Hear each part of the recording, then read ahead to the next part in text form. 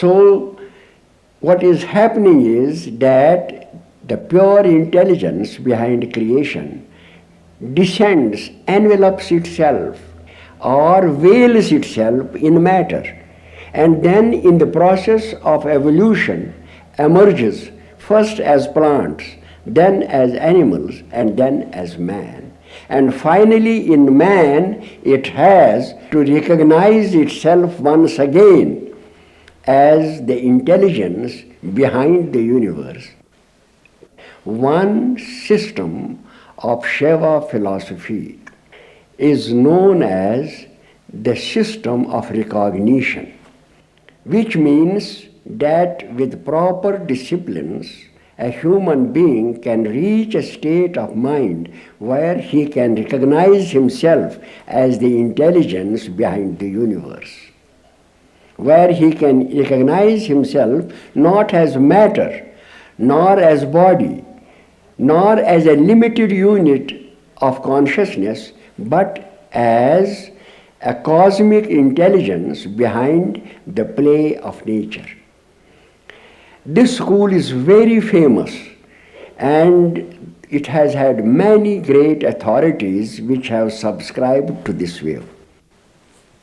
There seems to be no reason why humanity should not recognize that, considering the intelligent nature of the universe, the laws that rule it, and the life that has sprung out of it, that there is an intelligence beyond our thought, beyond the probe of our senses, prevailing in the whole creation of which we are the products.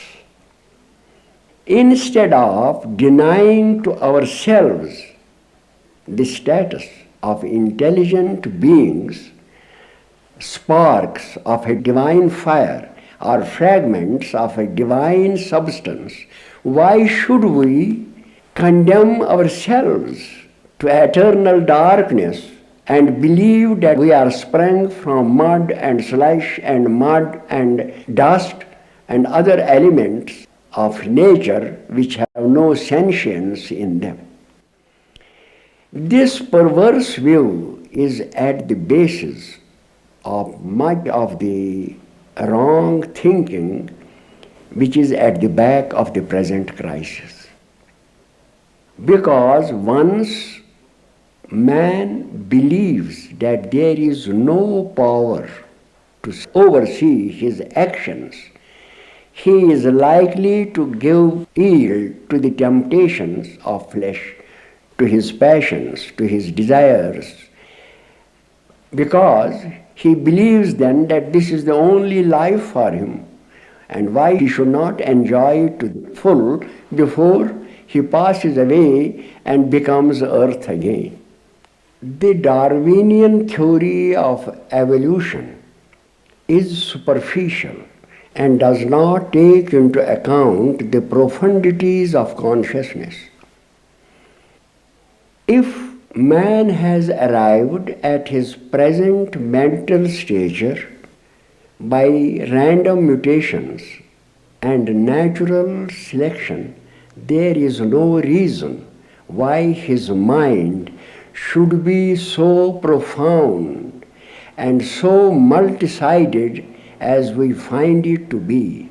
There is no reason why there should be ideas of beauty, why there should be ideas of divinity, sublimity, of aesthetics, of the sense of right and wrong, of such insights, such intellectual efforts which have now reached to the outermost limits of space.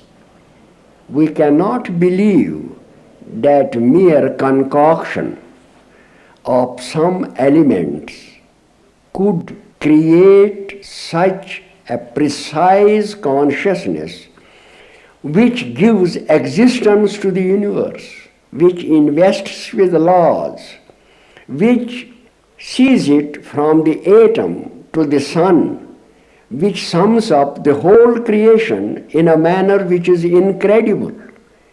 What purpose does it serve if man is a philosopher, if man is a great scientist, if he is a great poet, if he is a great literary master? What purpose does it serve for survival? So far as survival is concerned, a shelter, filling of the belly is all that he needed, for which his mind should work. Why all this aesthetics, this philosophy, this art, this science? Who has implanted this in the dust?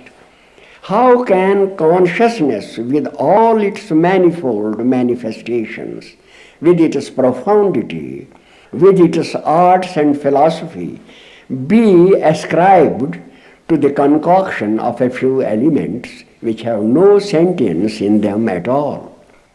It is because the profundity of life is not understood by certain minds that they insist on an interpretation of evolution as we see in the textbooks of our day. Let us assume now that all this mind and intellect have developed from small beginnings by culture. How can we account for inspiration and genius? How can you lend credence to the statements of most of the geniuses themselves that they received the poems or the novels or the works of art or their composition in a flash, complete in every respect, and that they had not to labor on it? What part of our mind gives us finished compositions, chapters and poetic pieces? How do they come? What explanation have biologists for this phenomena? They just brush it aside by saying that it comes from the unconscious. But when we ask them, what is unconscious? They have no answer to it. If unconscious is repository of our past experiences, how can you talk of the future? How can you talk of aesthetics? How can it give us new pieces of poetry, of music, of art, of beauty and aesthetics, unless there is a source of intelligence from which it draws? It is my effort to demonstrate this sort of inspiration, revelation, this source of beauty, of aesthetics, and of philosophy, art and science in the mind of man. Recently you opened the Kundalini Experimental Center in Dehradun, where you propose to begin experiments to scientifically verify the phenomenon of mystical experience. Please describe the lifestyle you envisage for the participants of such a center. Before I answer this question, a few words are necessary to show why this experimental center has been opened in Dehradun.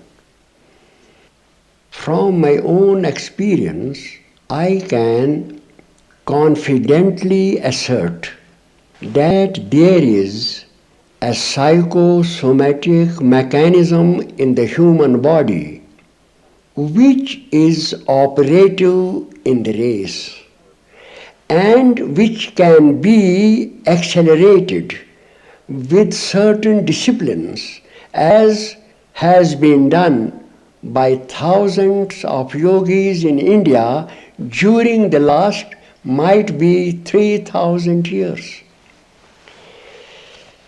This center of psychic energy is responsible in the normal human beings for genius and psychic gifts.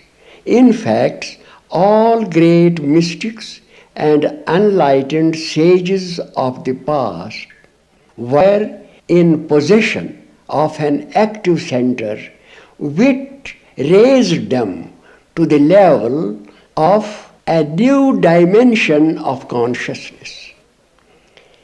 In that dimension, they could experience what is hidden from a normal vision of human beings.